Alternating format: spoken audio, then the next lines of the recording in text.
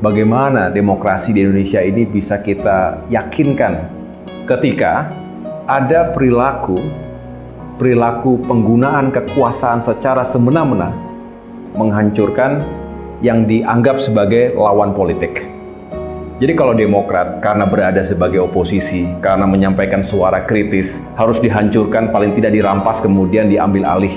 KSP Muldoko sampai dengan hari ini masih terus mencoba untuk mengganggu Partai Demokrat.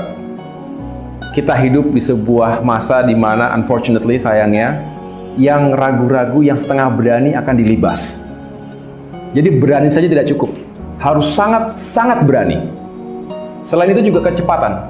Kalau kita dulu nggak cepat, Bang Ilham, ya seminggu bisa berbeda situasinya. Betul. Itu juga perlu intuisi, itu juga perlu decision making proses yang cepat dalam kondisi yang kritis. Membawa isu ini bukan hanya masalah internal Demokrat, ini adalah ancaman serius bagi demokrasi.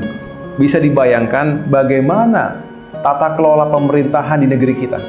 Ketidakadilan merajalela, penegakan hukum yang tebang pilih. Kita rasakan. Dan ini bukan kata Demokrat, bukan kata jiwa Demokrat.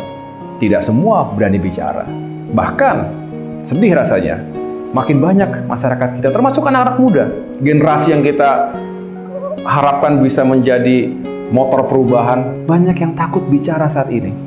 Takut dikriminalisasi, takut kemudian diretas, kemudian akhirnya ya udahlah lebih baik diam saja. Tetapi ingat, mereka tidak hanya bisa diam, tetapi tentunya punya harapan. Disitulah kita terpanggil.